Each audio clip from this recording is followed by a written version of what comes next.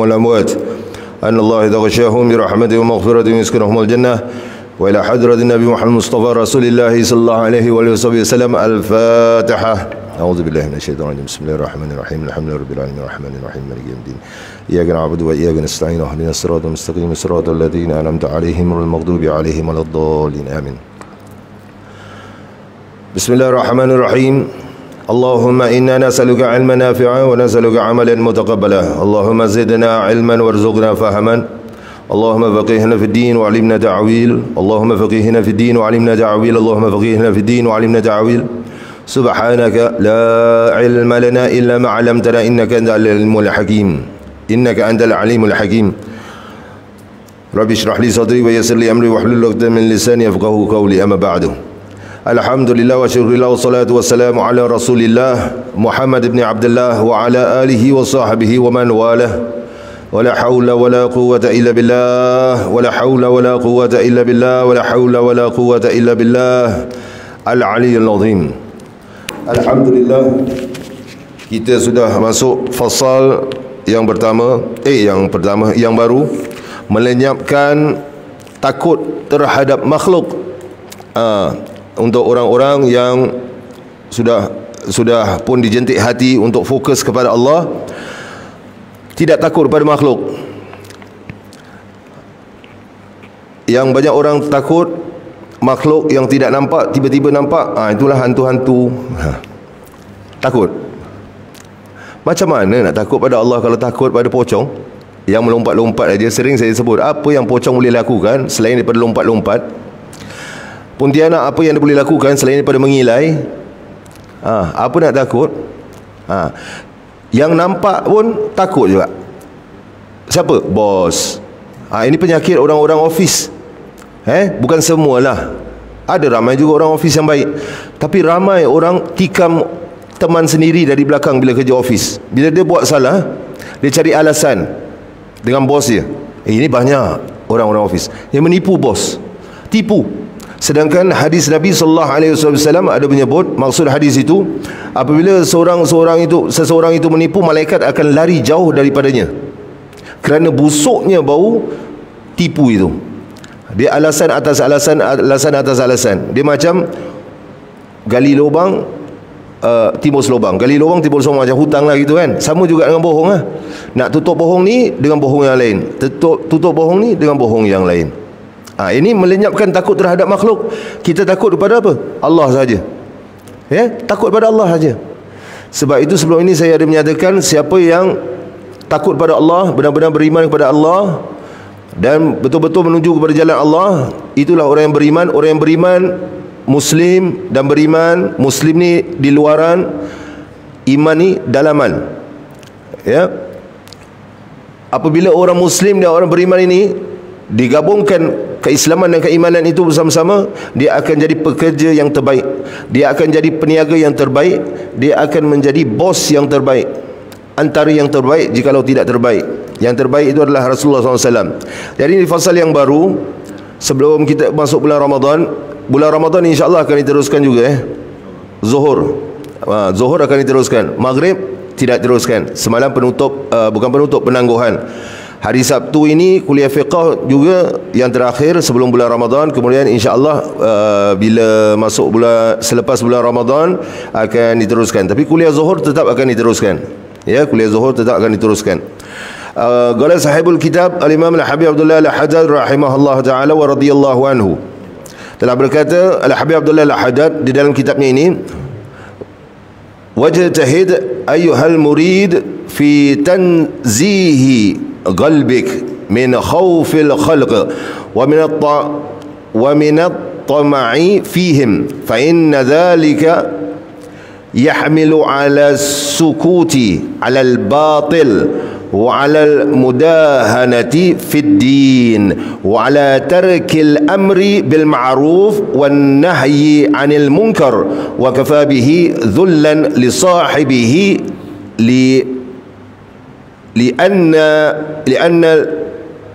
لأن المؤمن عزيز بربه لا يخاف ولا يرجو أحدا سواه. واجتهد أيها المريد, Dan bersungguh-sungguhlah, bermujahadah, wahai orang-orang yang berkehendak dengan Allah, mahukan Allah, fitanzihi qalbik, dalam menyucikan, membersihkan hatimu, min khaufil khalq, daripada takut kepada makhluk, wa minat ta'ma'i fihim fa inna dhalika yahmilu, dan rasa takut pada makhluk dan sangat menginginkan apa yang ada pada mereka. Rasa takut kepada makhluk dan inginkan apa yang ada pada mereka. Apa maksud inginkan apa yang ada pada mereka? Ramai di antara kita jadi pengampu orang kaya. Orang miskin ini, dalam satu riwayat dipetik dari kitab Minhajul Abidin, di yaumul qiyamah kelak, ini hakikat, ini tasawuf ni hakikat. Orang kata hakikat tetapi tidak belajar tasawuf, ini batil. Nanti di yaumul qiyamah akan ada satu suara menyatakan, bangkitlah mereka yang diuji Allah di dunia dahulu dengan kemiskinan, difitnah dan sebagainya. Telah saya terangkan sebelum ini. Jikalau lihat video-video sebelum ini, atau kuliah, kalau ada duduk di kuliah saya sebelum ini, ada saya terangkan, bangkitlah semua yang telah diuji oleh Allah di dunia dulu dengan kemiskinan, difitnah, sebagainya. Maka bangkit, ramai yang bangkit. Kemudian tetap kekal dalam berdiri itu. Suara itu menyatakan, mereka yang diuji dengan kemiskinan dan seumpamanya berbagai-bagai lagi ujian di dunia dulu, dan mereka sabar, tidak mengeluh dan tidak berputus harap dengan Allah, tidak berputus asa. Ramai yang duduk, segelintir saja yang berdiri. Kemudian dipanggil semuanya menghadap kepada Allah, dan Allah menyatakan satu persatu kepada mereka semua. Mudah-mudahan kita masuk di kalangan mereka. Kamu tahu kenapa aku uji kamu begitu? Supaya di dunia, dan kamu bersabar, supaya kamu dapat tempat yang istimewa di akhirat. Ramai di antara kita takut miskin. Saya nak tanya di sini, ada ataupun tidak di sini pernah kebuluran? Ada tak? Tidak ada? Betul tak ada? Tak ada tu apa nak takut ni? Kita makan untuk apa? Untuk beribadah. Kita makan ni, asbab makan ni untuk hidup. Kenapa takut kebuluh sampai sanggup tikam belakang nak naik pangkat? Ya Allah. Kemudian Allah sebut apa? Kamu sudah sabar dan redha dengan ketentuan aku, dengan ujian aku di dunia dulu, maka naiklah kamu di tempat yang istimewa. Naiklah orang-orang ini yang dulu di dunia ke kerusi yang diperbuat, kalau tidak silap saya, daripada permata emas yang indah, dan duduk selama 500 tahun begitu, melihat orang-orang di bawah sedang dihisap. Jadi sangat menginginkan apa yang ada pada mereka. Ini antara perkara yang buruk sekali. Kita sudah ada qanaah, kita nak apa yang dia ada, kita mengampu-ngampu dia, mengampu-ngampu orang, ya, dalam menyucikan hatimu dari rasa takut kepada makhluk. Kenapa kita boleh rasa takut kepada makhluk? Kerana kita tidak takut kepada Allah dan kurang kebergantungan kepada Allah Subhanahu wa taala. Apa yang makhluk boleh datangkan mudarat pada kita, makhluk boleh beri kita sakit, makhluk boleh tambahkan usia kita, makhluk boleh masukkan kita ke dalam syurga, makhluk boleh mengelakkan kita daripada soalan mungkar dan nakir, makhluk boleh menghindari kita daripada azab kubur dan azab api neraka. Jadi kenapa kita masih mengharap kepada makhluk dan takut kepada makhluk? Kemudian kita sering mengeluh pula, tidak cukup, tidak cukup, tidak cukup. Kalau Rasulullah SAW telah bersabda, Nabi SAW dalam satu hadis qudsi, Allah berfirman, Man lam yarda bi qada'i wa lam yasbir ala bala'i wa lam yaqna' bi ata'i wa lam yashkur ala ni'ma'i. Siapa yang tidak redha dengan ketentuan aku dan tidak sabar dengan atas ujian aku dan tidak bersyukur, walam yashkur ala ni'mai, dengan nikmatku, walam yaqna', dan tidak berasa, dan tidak senantiasa tidak berasa cukup dengan apa yang aku berikan, falya'bud rabban siwa'i, maka sembahlah Tuhan selain daripada aku. Allah halau. Jadi kita sebenarnya kita sembah manusia atau sembah Allah? Ramai kita kata kita sembah Allah. Ibn Arabi pernah saya terangkan juga di sini. Ibn Arabi pernah berdiri di atas halayak orang ramai di atas satu bukit, kemudian menyatakan, ya ayuhan nas, wahai sekalian manusia, Tuhan yang kau sembah ada di bawah telapak kaki aku. Ibn Arabi, Syekh Ibn Arabi radhiyallahu anhu wa rahimahullah ta'ala. Ada riwayat menyatakan Ibn Arabi radhiyallahu anhu dikeroyok oleh orang ramai. Ini orang yang apa tahu? Munafik kecil. Siapa munafik kecil? Menyatakan beriman kepada Allah, sembah Allah, tetapi sembah makhluk, sembah dunia. Ini munafik kecil.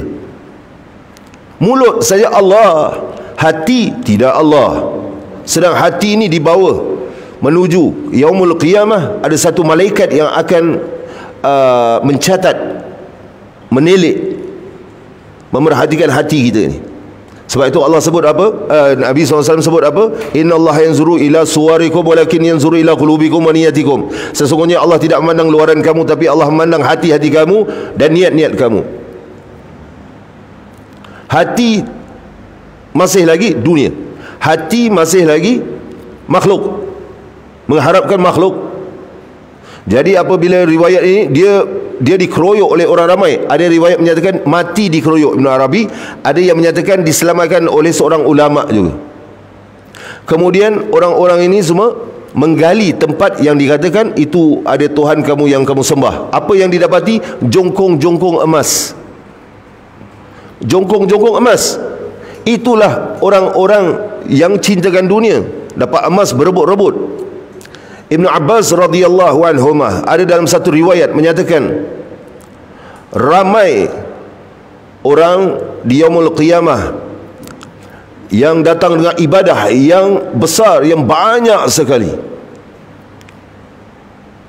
Banyak, kita sering dengar hadis, satu hadis, ada ramai di yaumul qiyamah datang dengan amalan yang banyak kemudian jadi bankrupt kan. Siapa orang tu? Orang yang mengumpat kan. Ini lagi satu daripada Ibn Abbas, Abdullah bin Abbas radhiyallahu anhu, sepupu Rasulullah SAW, pentafsir Quran yang handal. Berilah tafsir Ibn Abbas. Beliau didoakan oleh Nabi SAW yang kita selalu doa, Allahumma faqihna fid din wa alimna ta'wil. Itu yang Nabi doakan kepada Ibn Abbas, Allahumma faqihhu fid din wa alimhu ta'wil. Ya Allah, berilah dia kebijakan dalam agamanya dan berilmu, dan berilah dia ilmu dalam pentakwilan ayat-ayat Allah. Ibn Abbas menyatakan di hari kiamat kelak akan datang ramai orang dengan amalan yang banyak, begitu banyak, tetapi mereka itu dicampak ke dalam neraka. Kerana apa? Mereka datang dengan amalan yang banyak, dengan solat tahajud, solat duha. Ini bukan untuk kita tidak solat tahajud, tidak solat duha, untuk kita introspeksi diri kita, muhasabah diri kita. Dengan bacaan Al-Quran, siapa yang baca Al-Quran teruskan baca Al-Quran, tapi untuk muhasabah diri. Tasawuf ini untuk membersihkan hati, tapi bukan untuk menuding jari. Untuk menuding jari pada diri, bukan kepada orang lain. Tasawuf ini untuk bersihkan hati kita. Buruknya, makin belajar tasawuf makin buruknya aku ni. Kenapa mereka dicampakkan ke dalam neraka? Kerana diperlihatkan satu sahaja nikmat dunia ini mereka berebut-rebut.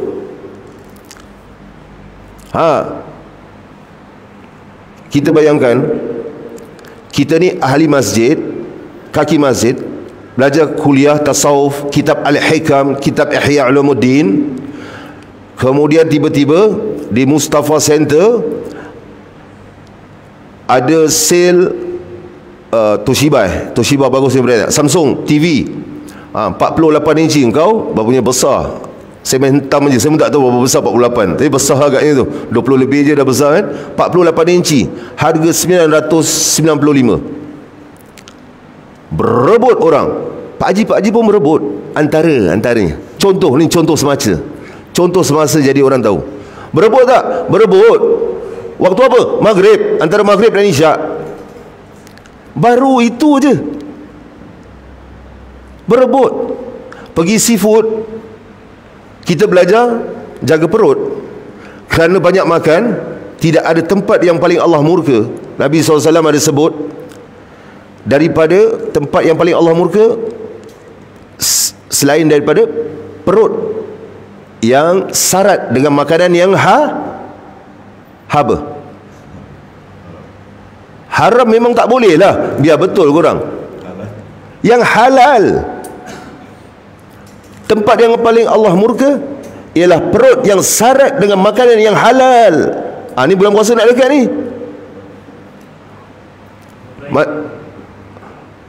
Yang halal, haram tu memang tidak boleh. Kan saya sudah sebut 2 minggu lepas, cukuplah seorang anak Adam makan untuk menegakkan tulang sulbinya untuk ibadah. Kita makan untuk apa? Untuk fit apa? Fit apa dalam bahasa Melayu? Untuk suap nafsu kita kebanyakan. Bukan untuk suap diri ini. Asbab bukan kerana makan kita boleh beribadah, tapi asbabnya untuk ibadah. Niatkan untuk ibadah. Itu dia. Pergi seafood, satu kepala, eat all you want, $10. Berlari-lari macam nak masuk syurga, macam nak cium Hajar Aswad. Rupanya nak pergi kepada udang, ketam, cili crab, $10. Ini contohnya. Orang-orang yang amal banyak, tetapi bila diperlihatkan sedikit, satu aja hal dunia ni, tapi berebut, lupa semuanya. Dan apa yang ada pada mereka, sangat menginginkan apa yang ada pada mereka. Sudah tidak cukup dengan apa yang kita ada, kita nak inginkan pula pada orang lain. Ni antara sifat-sifat yang keji dan akan mendatangkan orang lain tu macam menyampah dengan kita. Ada dalam riwayat para sahabat juga ada menyatakan itu, kalau tidak silap saya, dalam kitab Nasaihul Ibad oleh Syekh An-Nawawi Al-Bantani, digelar Imam An-Nawawi Al-Thani, Imam Nawawi kedua, seorang sayyid, salah seorang ulama daripada Banten, Indonesia, yang pernah berdakwah di Masjidil Haram Makkatul Mukarramah. Kerana sesungguhnya semua itu akan menjadikan seseorang berdiam diri di atas perbuatan batil, perbuatan yang tidak betul.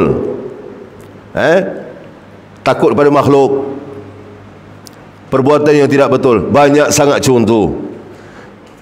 Semalam saya ada post satu kata-kata kalam daripada Habib Taufik As-Segaf. Semalam kalau tidak silap saya, katanya jikalau orang terasa dengan satu sindiran,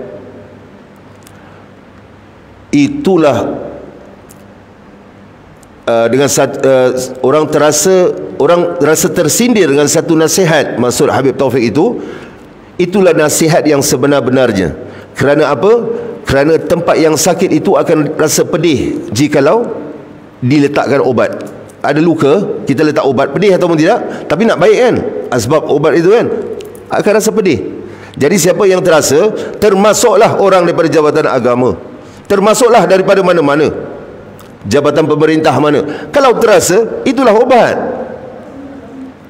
Jangan terus warning letter kepada ustaz-ustaz. Ustaz menyampaikan yang hak, kita pun tidak harapkan envelope lah ustaz-ustaz kita ni. Kau nak bayar-bayar, tak nak bayar, sudah. Inilah dia, berdiam diri di atas perbuatan batil. Diam aja, ikutkan aja. Kemudian kerana apa? Takut pada makhluk. Para ulama dulu, Al-Imam Ahmad bin Hanbal, Imam Hanafi dan sebagainya, diseret oleh khalifah dengan kuda, diseksa Imam Ahmad bin Hanbal, tetapi nama mereka mekar harum hingga saat ini. Imam Malik Khalifah waktu zamannya memanggilnya ke istana untuk berdakwah. Apa yang dia kata? Maksudnya itu, ilmu itu didatangi, bukan mendatangi. Kalau kau nak belajar, anak kau nak belajar, engkau raja, kau hantar anak kau ke sini. Dia jaga martabat ilmu. Raja dengan ulama, siapa yang lebih tinggi? Ulama yang lebih tinggi, kerana martabat ilmunya itu. Raja setakat di dunia, tapi ulama membawa kita hingga ke akhirat, berjumpa dengan Maha Pencipta.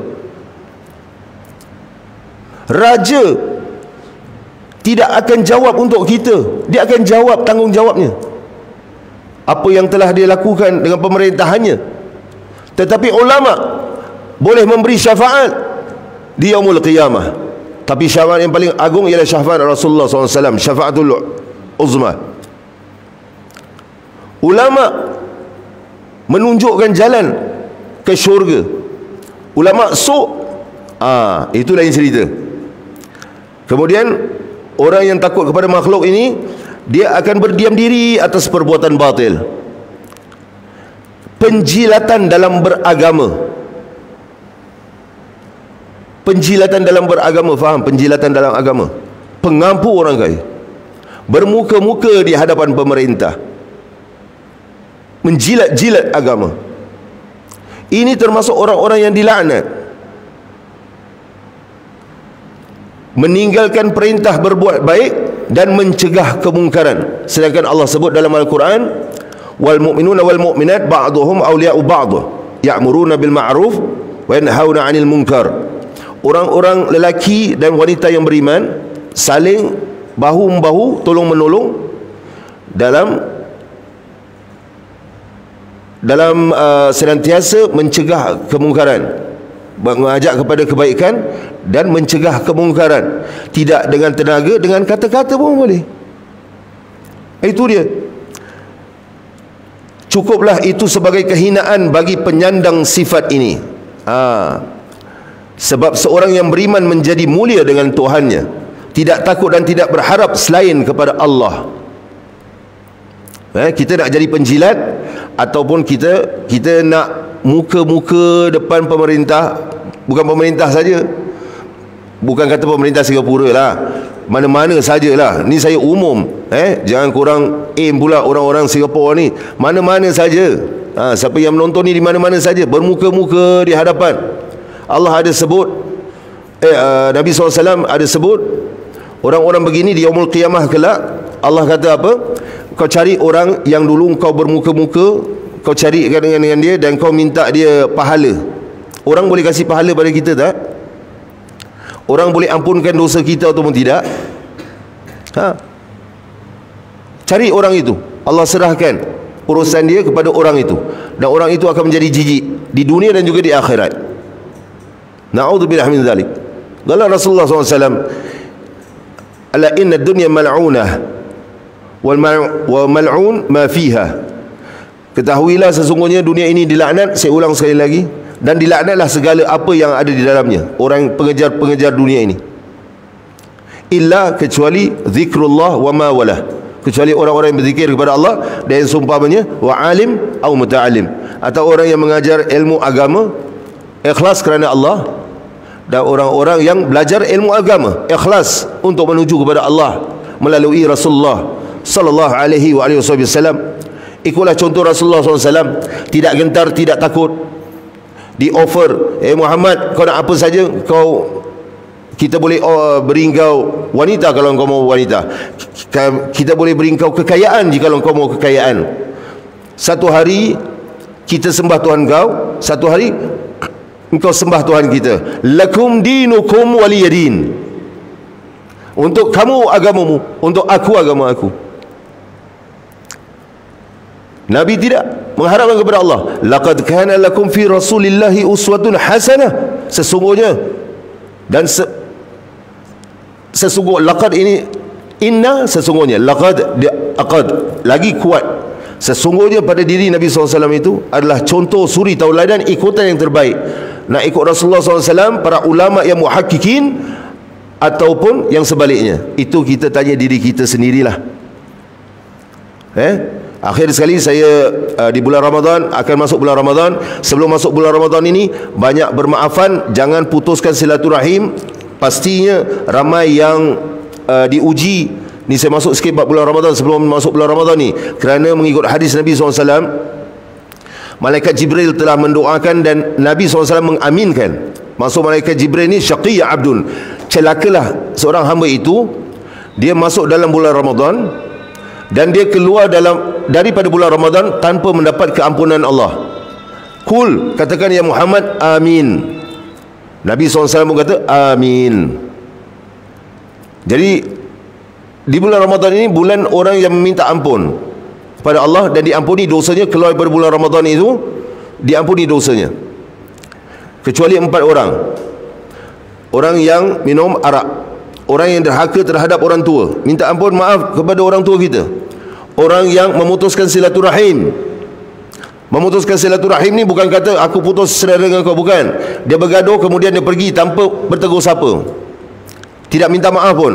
Itu ada dalam hadis Nabi SAW. Saya cut short saja sebab waktu nak zuhur ni, waktu sudah zuhur. Yang keempat, yang terakhir, al-musyahin. Al-musyahin ni apa kata para ulama? Orang yang sudah minta ampun dan maaf tetapi masih simpan dendam. Dia dah minta maaf, balik daripada tazkirah ni keluar lepas zuhur, saya minta maaf, minta ampun. Tapi sudah minta maaf, minta ampun, kemudian bulan puasa nak tarawih, datang lihat dia baju, alamak dia ada, dia elakkan diri. Itu musyahin, masih ada simpan rasa tidak enak. Perintah Allah apa? Fa'fu anhum wasfah, dan berilah kemaafan, forgive and forget. Forget about it. Saya pernah terangkan sebelum ini dalam kuliah-kuliah. Kalau tidak itu, lihatlah video-video. Jadi 4 golongan ini tidak diampuni dosa di bulan Ramadan. Sedangkan Nabi SAW apa? Man shama Ramadan imanan wa ihtisaban ghufira lahu ma taqaddama min dhanbih. Siapa yang berpuasa di bulan Ramadan, sebagian riwayat man qama Ramadan, siapa yang menghidupkan bulan Ramadan dengan baca Al-Quran, solat tarawih dan sebagainya, dengan iman dan mengharapkan ganjaran pahala, iaitu redha Allah, diampuni segala dosa-dosanya yang telah lalu. Tetapi 4 golongan ini tidak mendapat keampunan. Jadi mudah-mudahan Ramadan ini merupakan Ramadan, jikalau yang terakhir untuk kita, merupakan Ramadan yang terbaik untuk kita. Jikalau kita dapat jumpa bulan Ramadan, ditakdirkan di Lauhul Mahfuz kita meninggal lagi lama lagi, mudah-mudahan ni Ramadan ini lebih baik daripada Ramadan yang baru berlalu tahun lalu. Seperti baru saja habis bulan Ramadan, dah masuk bulan Ramadan mudah-mudahan ini semua adalah nikmat masa, nikmat umur. Mudah-mudahan kita diberi keberkatan umur dengan amal-amal soleh, dan basahkan zikir lisan kita dengan selawat ke atas junjungan besar Nabi Muhammad sallallahu alaihi wasallam, dan hati kita terus berdenyut dengan Allah, Allah, Allah, Muhammad Rasulullah, Allah, Allah, Allah, Muhammad Rasulullah, dan jantung itu memercikkan darah terus mengalir ke dalam tubuh dengan kalimah Allah dan nama Rasulullah sallallahu alaihi wasallam ke seluruh tubuh kita mengalir. Itulah menyempitkan perjalanan syaitan di dalam tubuh. Mulai daripada sekarang kita amalkan itu dan kurangkan berbual, kerana makin banyak berbual makin menyakitkan hati orang. Nak bulan Ramadan, saya tahu ada orang gurau-gurau di belakang, jaga gurauan itu, kerana ada antara kita yang bergurau dengan orang-orang jemaah yang biasa datang ke sini, sehingga jemaah itu tidak mau datang ke masjid lagi. Jaga. Kita menarik orang ke masjid, bukan menolak orang keluar masjid. Sudahlah tidak boleh berdakwah, ini kita tolak orang keluar masjid pula, orang tidak mau datang masjid. Nak jadi apa ni kita? Katanya belajar agama kaki masjid. Baik, aku qauli hadza wa astaghfirullahal azim wa li wa lakum. Kita akhiri yang tasbih kafara surah Al-Asr. Bismillahirrahmanirrahim. Subhanakallahumma bihamdika asyhadu an la ilaha illa anta astaghfiruka wa atubu ilaik. Bismillahirrahmanirrahim. Al-Asr. Innal insana lafi khusr illa alladhina amanu wa 'amilus solihati wa tawasaw bil haqqi wa tawassaw bis sabr. Bismillahirrahmanirrahim. Allahumma barik lana fi Sya'ban wa ballighna Ramadan. Allahumma barik lana fi Sya'ban wa ballighna Ramadan. Allahumma barik lana fi Sya'ban wa ballighna Ramadan waj'alna min suwamuhu wa aqwamuhu. Rabbana taqabbal منا إنك أنت السميع العليم وتب علينا إنك أنت التواب الرحيم لا إله إلا أنت سبحانك إنا كنا من الظالمين وصلى الله عليه سيدنا محمد وعلى آله وصحبه أجمعين الحمد لله رب العالمين تقبل الله منا ومنكم والسلام عليكم ورحمة الله وبركاته.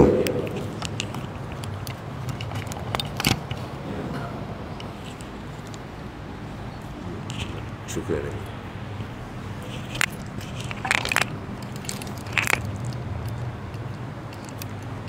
Dewi dah.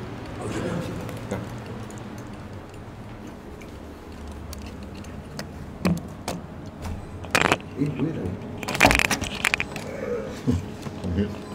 Oops.